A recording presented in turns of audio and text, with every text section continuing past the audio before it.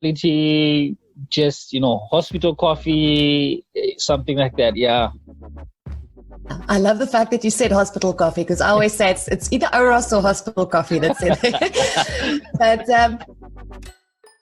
hello, welcome to The Ship, an inspirational podcast designed to equip leaders and entrepreneurs with tools and strategies to strive. Now, here's your host, Tyrone Magwagwa. How has this pandemic changed the way that you are doing your business and your life? I'm lucky in the sense that I've always worked from home. So that wasn't a changeover for me. And I've always had my stuff online.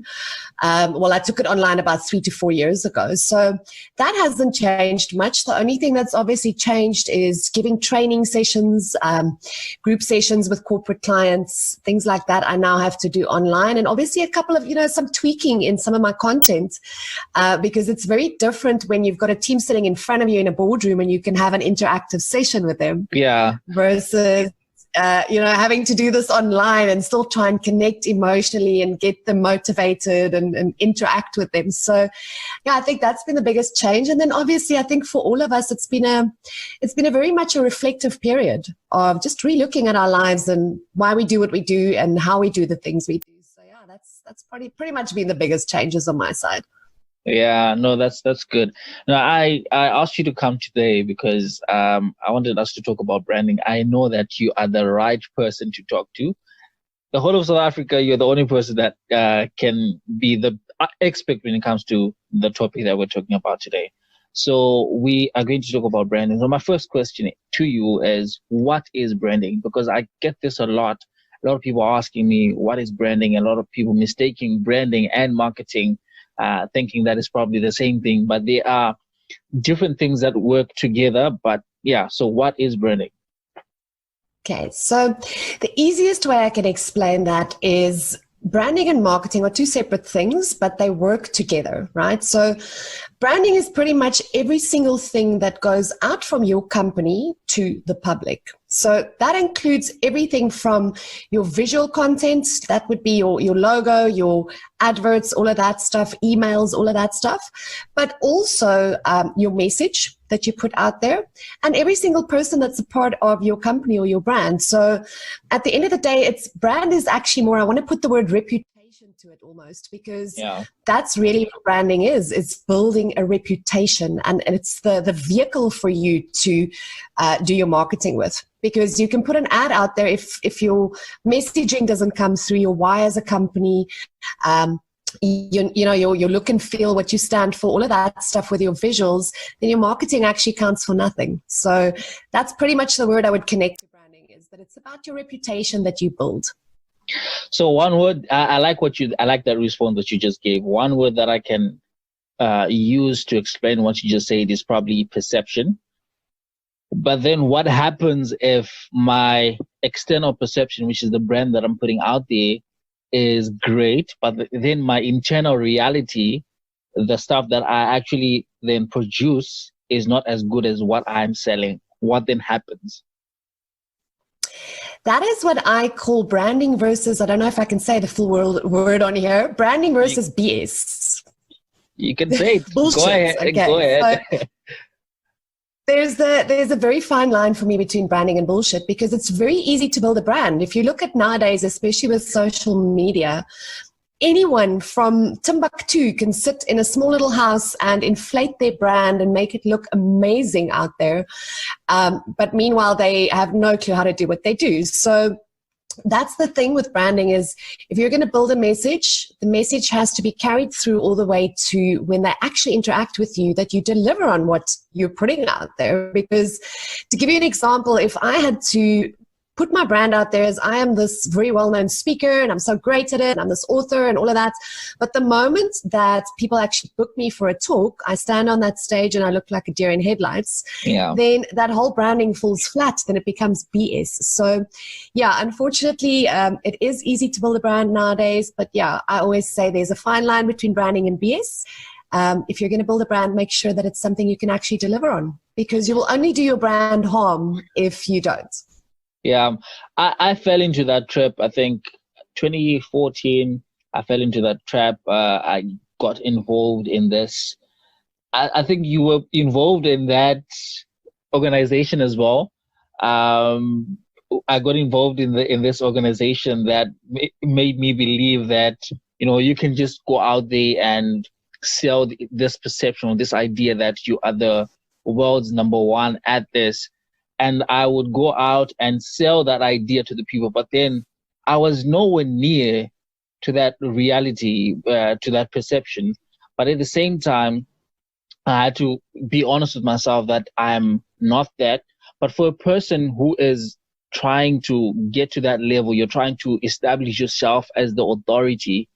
How do you do that? How do you establish yourself as the authority? You're not the best yet. You're not Starbucks yet, but you want to establish yourself as someone in that industry. How do I do that?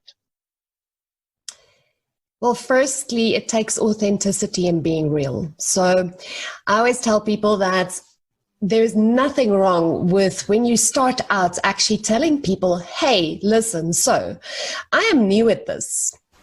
I want to give this a go. I want to give this a try. That's the first thing I would say, because if you're just going to put yourself out there as this expert who's been doing this for years, and like I said, then when they come to you, it falls flat, then it actually does your brand more harm than good. So I always tell people, rather put your ads out to say, I am a newbie in the speaker team, but I would love to come and chat to your company, firstly, to up my skills, secondly, to show you guys what I can do. Right? That's more authentic. People are going to connect with that. So that's the first thing I would say. And then the second thing I would say is practice, practice, practice. Don't wait until you've got it perfect to advertise it, or to put yourself out there. But just keep practicing. And that's why a lot of my clients, I always tell them, your first couple of talks you're going to do, your first couple of workshops you're going to present, you do that for free. Not just to get the exposure and obviously the branding photos to prove that you are doing what you say you do, but also for you to practice and get feedback and improve, right? So yeah, that's pretty much what I would tell someone like that is be authentic, be real, keep it as real as you can, and then continue practicing.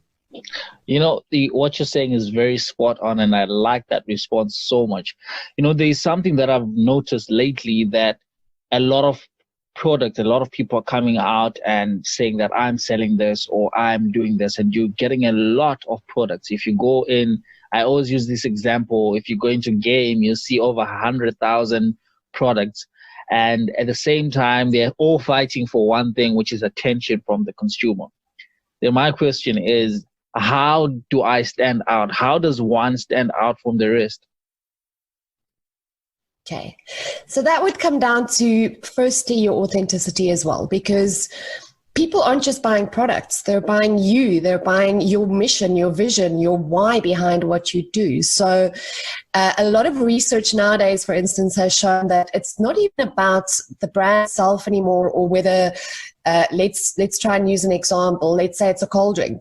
It's not about whether they like the taste of a cold drink anymore alone. It's about, what do you stand for as a brand? Especially the millennials are very much wanting to know, if I buy your product, how am I contributing to the greater good of this world? So it really comes down to your why, firstly, as an entrepreneur or a brand. And then really it comes down to how are you going to stand out? What do you offer people that's different to what everyone else is offering? And the only thing that is different between you and me, if we had to offer exactly the same thing, is our story. And our story is really what creates our why for what we do. So yeah, I would say it's authenticity and your story, because that is really what's going to differentiate you from anyone else who's out there and resonate with your potential clients. That's true. Talking about the why and just explaining, if you know that, for example, Steve Jobs was great at that, at selling the story. He was amazing at selling the story. But also one thing that I think also contributes is just the look and feel of your brand also plays a part into like how people perceive it, how people accept it, and stuff. You see, there is the concept of color psychology. Do you think that colors that you use can play a part in making people want something, or making people, want to buy something? Yeah. So that's the thing with branding and marketing, is I always tell people, anyone who knows about branding and marketing is really screwing with your brain all day long, because that's actually what it comes down to. Marketing and branding is a very psychological thing. It's not just a strategic thing. It's extremely psychological. And, if you look at the subconscious mind, for instance, when you speak about the psychology of colors and logos.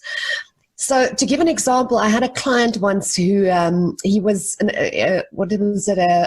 accounting firm. Yeah. And that means they're in a trust industry. They're going to work with people's money, right? And by the time he came to see me, he already designed his logos and his look and feel for his company. But his overall primary color in his logos was red. And I asked him why he chose that color, and he said to me, because it's his favorite color. And already, alarm bells go off in my head when someone says that. But what I had to explain to him is the subconscious mind literally, without people even knowing. So we're conditioned with certain colors. It evokes a certain emotion within us without us even knowing on a subconscious level. So what do you think the emotion is that red evokes? Because what we've been conditioned about red is danger, don't, be careful, right? And then people always tell me, yeah, but it's also love. And I'm like, yeah, but that's just one day of a whole year that we focus on red connected to love. So subconsciously, without you even deliberately doing it and without the clients even knowing it, you are positioning that emotion in their mind of don't, be careful, don't work with these guys, which is a disconnect in his brand message. If you're in a trust industry, you want people to trust you, right? So that is usually why I say, the psychology of colors in logos, for instance, is extremely important when you start a business or you create a brand, because it's all subconscious. It's not even something people choose, right? So you've got to be quite careful when you do things like that, yeah. No, that's very important. It's the same thing, and I don't mean to sound political or anything, but when you look at the DA, ANC, and the EFF, and the colors that they use, you can sort of get an understanding of what they stand for, where they're going. If you look at the DA, with the whole blue, they're all going for the democratic, like the American Democrats, and they want you to trust them. They want you to they position themselves as the safer option and as the better option. So colors do really play a huge part, a huge role. Even the ANC with the yellow and the green, it's sending out a message to people that, but at the same time, positioning. I want us to talk about positioning. It's something that is very important that people actually don't realize, that the way that you position yourself or the way that you position your brand plays a huge role in what actually people perceive of you. So yeah, talk a little bit about that. So when you look at brand positioning from the standpoint of branding specifically, it's exactly what you're talking about now, is how you want people to perceive your brand. That is how you've got to position it. And it doesn't help, for instance, that I say, okay, so I want to position my brand as a premium brand, but my logo is all cartoony, or it looks like a kid's logo kind of thing, you know what I'm saying? Or it's little pastel colors. And that is why the psychology of colors and logos is very important, for instance, because if you use an example, if you look at Johnny Walker Black, for instance, okay? Yeah. So the Johnny Walker brand is perceived as a premium brand, right? So if you look at the black and gold and the colors that they use in their branding and in their messaging, their advertising, all of that, it is perceived as a brand that is premium because of the look and feel. So gold, I always say, for instance, it's a tricky color to use. Why it works for Johnny Walker is they are all about the heritage behind it.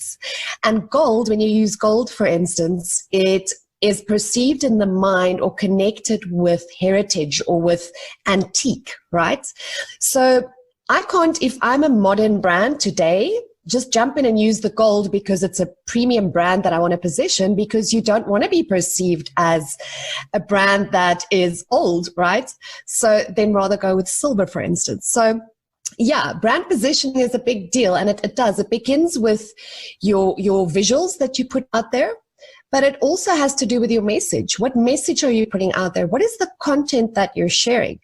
Because that is really what's going to position you in your markets. Is if you're going to put content out there, and I'm not just talking about ads, I'm talking about your Facebook posts, your videos you do, anything like that.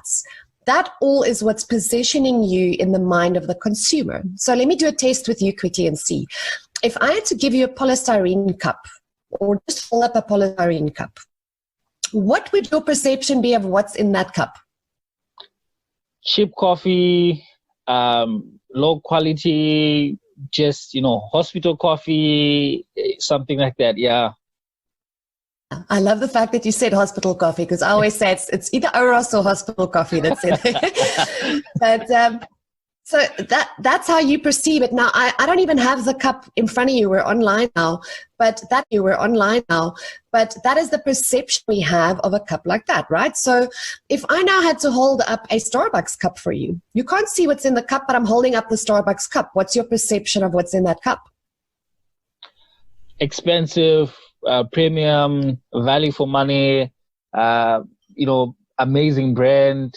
I want to belong to that culture. I want to belong to that family, that Starbucks type of feeling. Yeah, it's just, It's a great quality coffee as well, right? Yeah. And again, it's not even that you can see what's in the cup or taste it, and Starbucks isn't here with us to defend themselves or tell us what they're about. And that is the power of branding, is just by seeing that little logo on there, because of the years and years of not just their messaging, their brand's look and feel, their content that they share, the why that they stand for, all of that stuff played a role in them building a powerful brand that now, without them even being in the room, is perceived a certain way. And that is the thing. I always tell people, your brand is not what you tell people it is. It is how people perceive it. Your consumer decides how your brand is perceived, right? So it doesn't even come down to what you think about your brand. It's really about what they're going to think about it. And that is why it's such a crucial step in creating a business, is your branding, or your brand that you're building, because that's really at the end of the day how people are going to perceive it and receive it as well. Sorry, I can't hear you, Tyrone. Sorry, I was doing a bit of research. And I realized that the premium sunglass companies like your Ray-Ban, all of them, they're actually made in the same factory, and that same factory then has their own glasses that they sell for like $15, and then your Ray-Ban would normally go for $200 and stuff like that. And it's the same product, same materials, but now the difference is just slapping that either brand on top of it that gives it that value. But the question that most people have been asking me is, how do I value or calculate the rate on investment on building a brand? How do I check the equity of my brand? How do I really know that this brand has value? Well, it obviously takes some research first. And again, I know I keep saying this, but it comes down to your why. Because if you're literally creating a brand with the intention of, I just want to make money, for me, yeah, you'll probably be successful. And, if you've pumped a lot of money into it and advertising and all of that.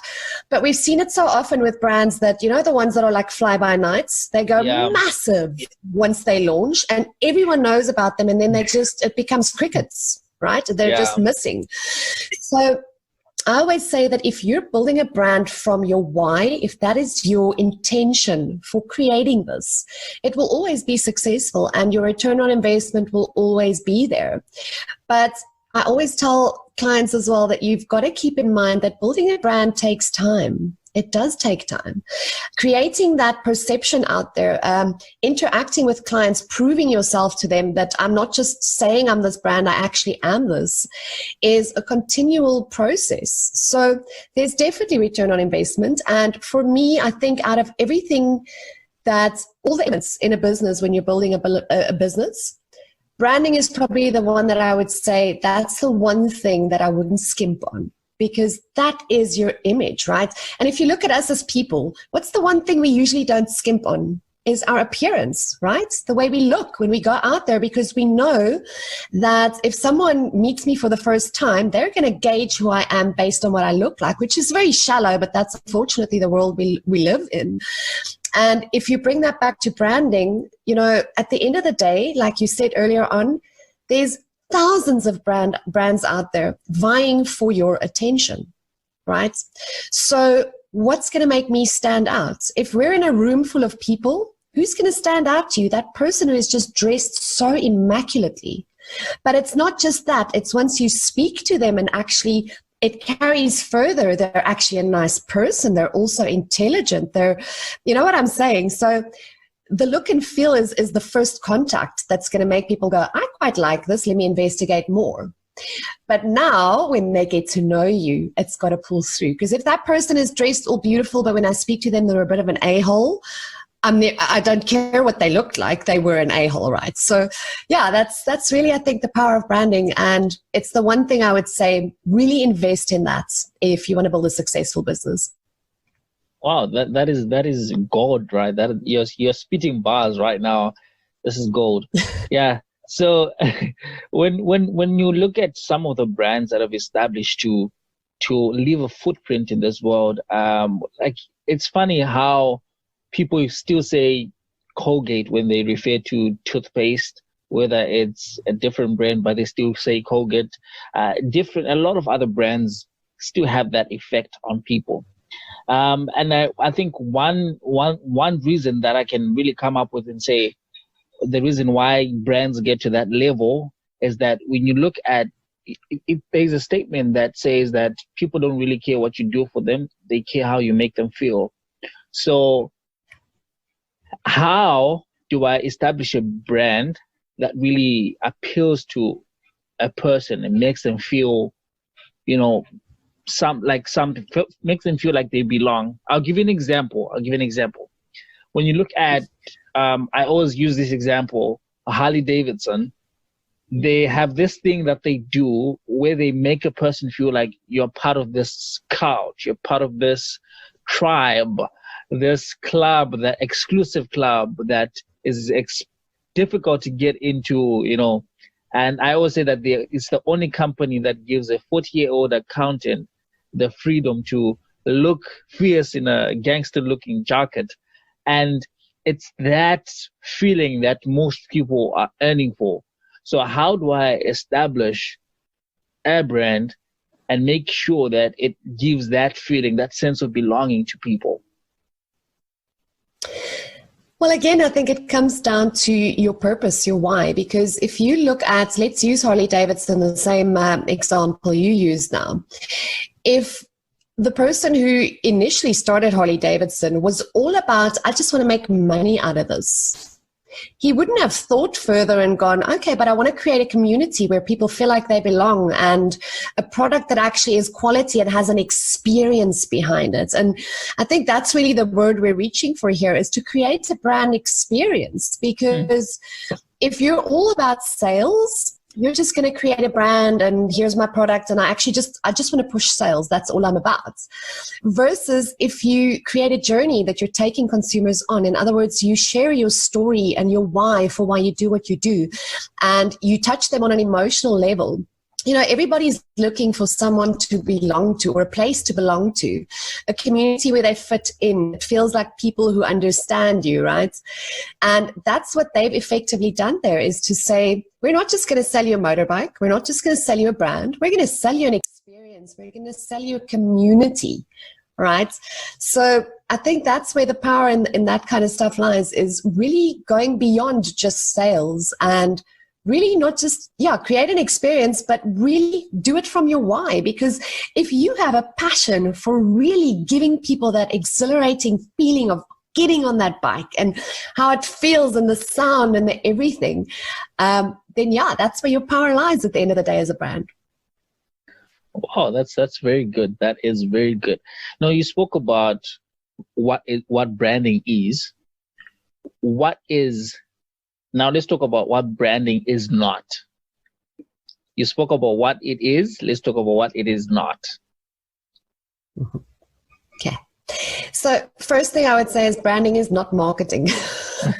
A lot of people tend to see the two as exactly the same. It's not marketing, and perhaps we should explain that to guys. So sales, marketing, and branding complement each other. If the one wasn't there, the other one wouldn't exist, basically. Yeah. So if the branding team didn't create the look, the feel, the message, the whole brand itself, right, then marketing would have nothing to put in front of people.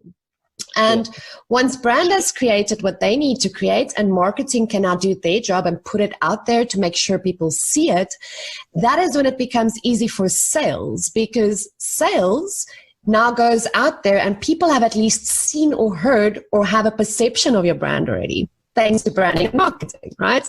So yeah, that would help someone to hopefully understand the difference, but it's definitely not marketing. And it's not a way to push sales, if I can put it that way. A lot of people use branding, like the group you were speaking about earlier on.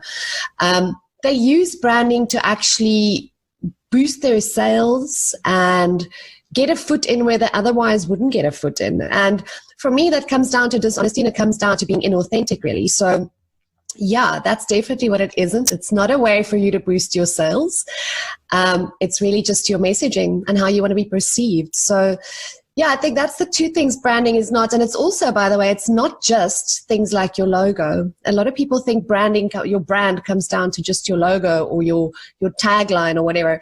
Your brand, like I said earlier on, is every piece of communication that goes out from your company to the general public. That includes your staff. It includes your emails. It includes everything. Because again, if I perceive your brand as, oh, they're so caring and they're premium and they're this and they're that, but when I phone your office and the lady on the phone is rude to me, it breaks down everything you've built in your branding, right? So it's got to pull through, straight all the way through to every single bit of communication that you put out there. That is very true and very powerful. I like what you said, but I want to ask this because I feel like it's very important in terms of brand building. I want to talk about culture, because I believe that culture can either happen by default or by design, and it's much better for culture to happen by design. At least you have control in it. In terms of brand culture, like what would you say is a way to establish that culture? When you look at companies that have strong cultures and cultures that, like Harley Davidson, I'm sorry to use this example, but they have a very strong culture that they have. Apple with the whole unboxing, very, very strong cultures that are tied to the brands. Like, how do we get to that level where we establish and design a strong culture? Well, again, it comes down to your why, because at the end of the day, if you're trying to build a culture, right? So let's use Apple, for example. Okay. So yeah, Apple's products were great and the innovation is great, and the branding and marketing, all that stuff that they did was phenomenal. But again, if the product at the end of the day was not good, people wouldn't have continued buying it. But the main thing that made them stand out is their innovation and their message that they put out there, their why, which was, we don't just want to sell you a phone. We want to sell you an experience. We want to sell you something that's going to enhance and better your life. That was really their why, is to make your life as easy as possible, right? So that is what drove their innovation. And if their mission was just to make money, their innovation would have gone in a whole different direction at the end of the day. So for me, building culture has a lot of elements to it, but it even includes how you treat your staff. What are you doing internally? What is your organizational culture, right? Because at the end of the day, if your why is, we are here to build people up and make their lives easier, but your staff working for you, you treat them like shit, and you're not treating them with that kind of respect and love, then your staff are unhappy and they're not going to end up building your brand and buy into your vision and your mission, right? So somewhere that also falls flat. So there's a lot of elements involved, but I think it really does come down to your why as a brand and as a business. And a good way to do that is, I always always tell people, just think for a second, if your brand was a person or a character, who would it be and why? Because you're going to come up with certain words, for instance, like trust or innovation or care or whatever. And those words that you write down is usually what I tell people, build your brand around that, because that is really then what you stand for as a brand. And it includes everything from how you're going to create your logos and stuff, okay, the colors you're going to use, the look and feel, the premium, the whatever you're doing. But it's also going to drive sort of who you are as a brand and how you treat people, your staff. It's even going to come down to who are the people that I hire, right? Because if some of the words that came up is that they're stylish or they are trustworthy, right? Then you want to hire people who are stylish and trustworthy as well, because they're all part of your brand. So yeah, that's a good exercise the guys can perhaps do, is ask yourself that question, write down a couple of words and gauge everything you do as a brand to that. Yeah, that's important. And if your brand as a person, who is it going to be? I'm going to try and guess. Is it Harvey Specter? My business brand was Harvey Specter. When I was just doing business coaching, absolutely, Harvey Specter was the man. And there was a lot of reasons for that. But yes, you're spot on. Okay, so who is it now? Oh, it's definitely Oprah now, because I've moved a lot away from sort of Harvey was more about, because it was about branding and business and things like that. Part of what I took into account was also obviously his look and feel. He was stylish, he was trendy, he was all of that stuff. And now when I've moved more towards life coaching, Oprah has been a brand that I resonate with more, because her why is so powerful. Her mission is so powerful.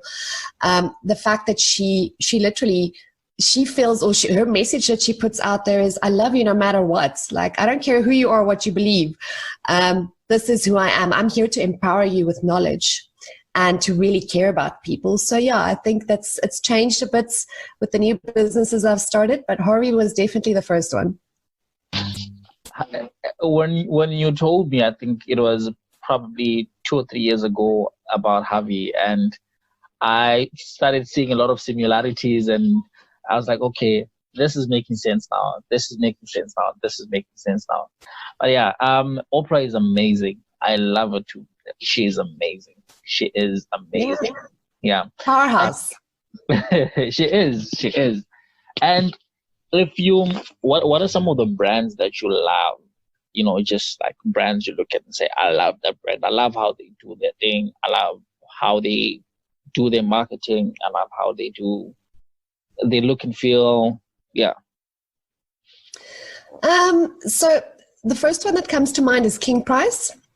I don't know if you know who King Price Insurance is. Yeah. And mostly the reason why I like their brand is because of the message they're putting out there. And their whole message is about culture, for instance, their internal culture. So they had a campaign at a stage where they said, if you start working for us, and you leave the company in the first 3 months, and I'm speaking under correction what the amount was, but they said something along the lines of, if you leave in the first 3 months after you begin working for us, we will pay you X amount of money, because that's how sure they were that the environment and the culture and the morale that they build internally is solid, right? And it is what they say it is. So that kind of pulls through in all of their stuff. Like even their products is very innovative that they put out there. Their marketing, their branding, their everything is pulling through to that sort of, you know, exciting culture and new stuff all the time. So yeah, that would be the first one that comes to mind and why I like them. And then, yeah, again, I must say Oprah, because her whole brand is just, she's got a feel-good brand for me. And she really epitomizes for me how your why can drive your success at the end of the day. She, you know, she didn't put so much effort into marketing and sales and branding herself. She was just being authentic and sharing her message and chasing her why. And that is really what grew her business and her brand and why she is the powerhouse she is today. So yeah, for me, that's definitely the two that come to mind right now. That is amazing. Can't hear you. It's all. That is amazing. That is amazing. I think we all went through this phase where, brand by endorsement, taking pictures with celebrities and stuff like that. But now I think 2020 has brought this new wave. It's not just, okay, you have a picture with this person. It's now like, does this person know you? Can this person advocate for you? Can this person speak to your character? Can this person actually talk about, your life, and, do you have that relationship with that person? And it's something that, did you go through that phase, or the pictures and the people and stuff like that? Did you go through that phase? I think I initially started that, but something internally always kicked against it. Because for me, it bordered on BS and not branding anymore. So there's, for instance, a whole lot of photos that I have with celebrities and people like that I've never shared because they have absolutely nothing to do with my brand. Do you know what I'm saying? So just to give you an example, it does not serve me to have a photo with Vanilla Ice because nothing about my brand has to do with rapping or with his message or with what he's doing, or so there's no connection, if you know what I'm saying.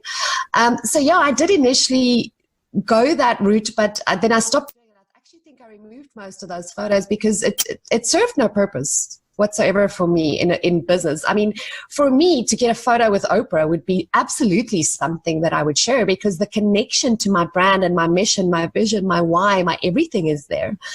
But to take a photo just with a random celeb, a Brad Pitt, I'd probably just share that on my personal profile so all of my friends can be a bit jealous. But that's about it. Yeah, I fell into that pit as well, sharing pictures with these people and name dropping. You meet people and like, oh no, I have a picture with so and so and stuff like that. But then I realized that it does not matter if you know the person, if you have a picture of the person, as long as the person does not really, know you. It's like this. If Bill Gates can come and say, I know Tyrone, or he's amazing, that adds value to my brand more than just me posting a picture. I don't know if it's making sense. Yeah. So absolutely. Yeah. So I have this thing that I call break time. So break time is just 60 seconds. I give you 60 seconds just to speak to somebody, inspire someone.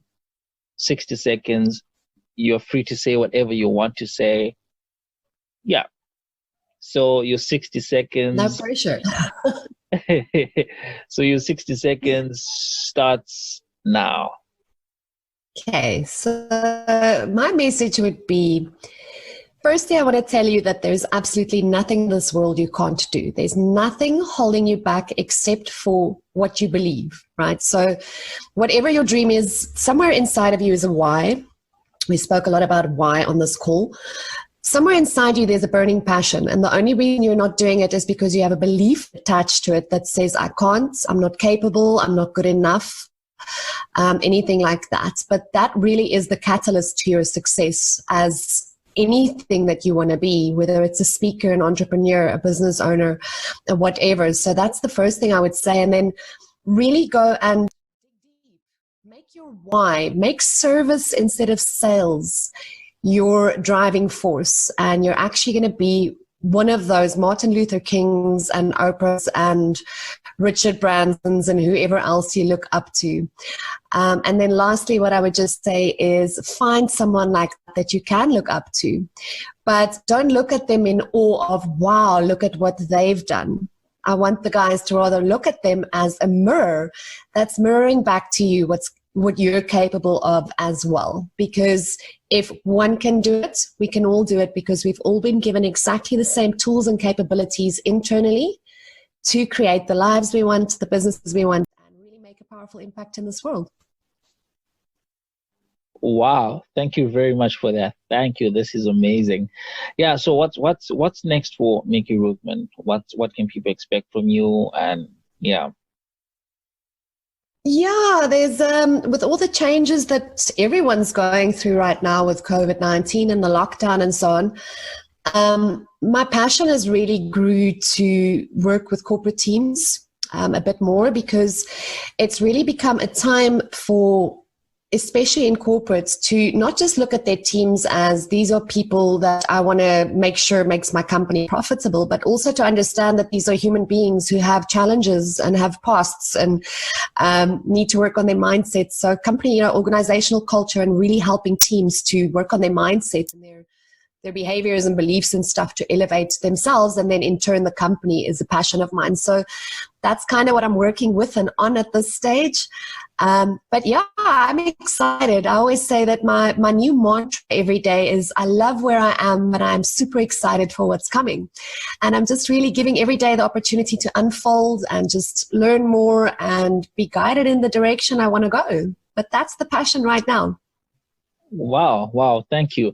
And, I'm running this thing where we're doing giveaways. We've partnered with a couple of individuals and companies who are doing giveaways. So I wanted to find out where you want people to follow you, so that they will follow you, then show us proof, and we'll give them those giveaways.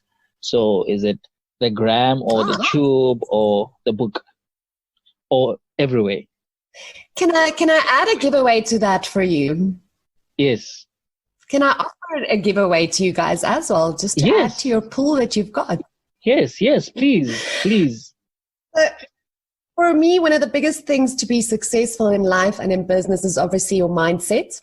So what I'd like to offer, guys, is my Ultimate Life Transformation Program. It's valued at 3,900 Rand. It's a digital program for 12 weeks that you go through on your own time. But yeah, I'd love to offer that and add it to the pool for you as well. Wow, great. That is amazing. Okay, great. Thank you very much. This means a lot. Thank you very much. I'm sure. Thanks to you. No, thanks to you, because a lot of people will benefit from this, and I know they will. They will. Yeah. So where they can get in touch with me, as you asked, my website is www.mickyroothman.com. That's Mickey like Mickey Mouse. You spell it the same way. On Instagram, just look for Mickey Roothman. My handle there is actually Coaching Life with Mickey. And then I'm on LinkedIn as well. And on Facebook, you can just look for my Facebook page. But yeah, that's pretty much where they can reach me. Okay. So that's what we're going to do. We're going to do it this way. So whoever then follows you on the gram, LinkedIn, and Facebook, then shows us proof that they followed you, then you will decide. We'll give you an option of the things that are there, or the giveaways that are there. Then you decide what you want. And then also with the giveaway that Mickey has given away, so which is going to be amazing. Pretty exciting things for you guys, and I'm very excited that we get to do these things for you, and it's going to benefit you.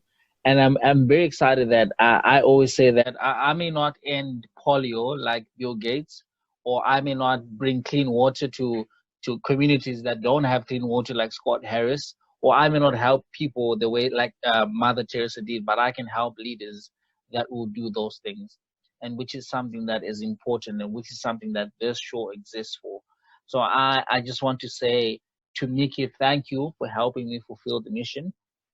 From the bottom of my heart, I really appreciate this. You taking time out of your busy schedule to actually do this. Really, really appreciate it. Thank you very much.